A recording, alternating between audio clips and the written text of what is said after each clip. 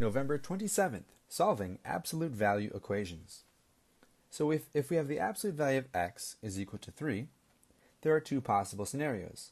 We take this absolute value of 3 and it comes out positive, or we take the absolute value of negative 3 and it comes out positive. Because what absolute value measures is the distance from 0. So if we look at 3 and negative 3, they are both 3 away from 0.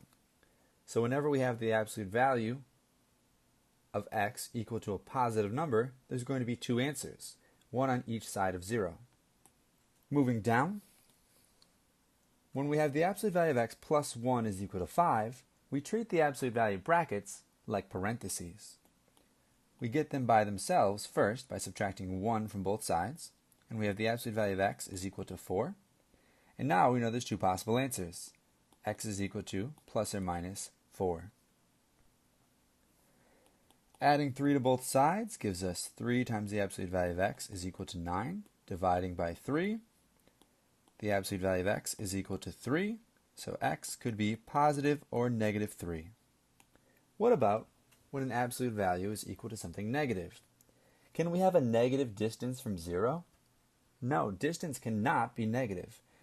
So we call this undefined, which is a mathematical way of saying it's impossible. Here, we're back to a positive number though, so that's possible. But it's not just the absolute value of x equal to 5, it's the absolute value of x plus 1. So what do? We still split things on a positive and a negative side. For example, x plus 1 is equal to 5, or x plus 1 is equal to negative 5. And we solve these both the same way. X is equal to 4, or x is equal to negative 6. Next problem, first thing we do is divide by negative 3. And we have the absolute value of x plus 2 is equal to negative 5/3. And this one is also undefined, because the absolute value of something will never be negative.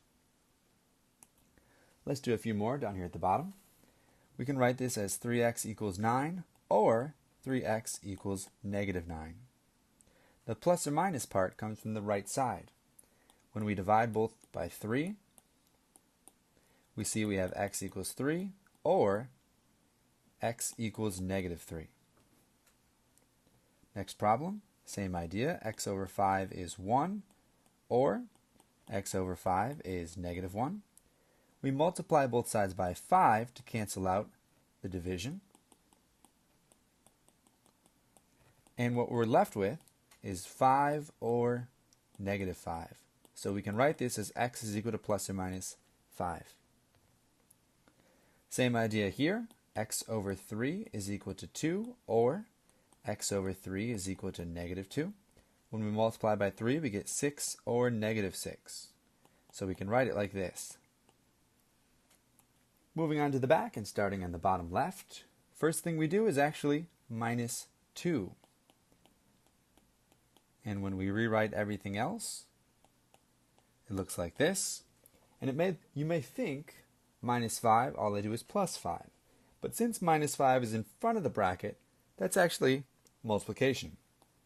So to cancel it out, we divide by a negative 5. And now we have the absolute value of something is a positive number. So we split it and have two possible answers.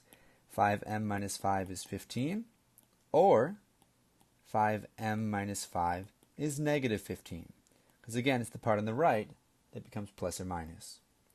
If we add 5, we get 5m equals 20. When we divide by 5, m is equal to 4.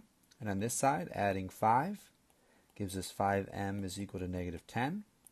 And when we divide by 5, m is equal to a negative 2.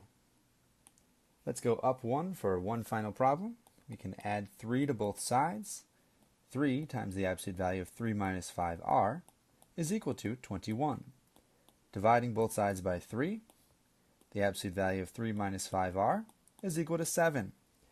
Now that the absolute value bracket is all by itself, I'm going to take this 7 and split it into 3 minus 5r is equal to 7, or 3 minus 5r is equal to negative 7. And if I subtract 3 from both sides, I end up with negative 5r is equal to 4, or negative 5r is equal to negative 10. That's a 3, remember? When I divide both sides by negative 5, both sides of both equations, I get r is equal to negative 4/5, or r is equal to 2.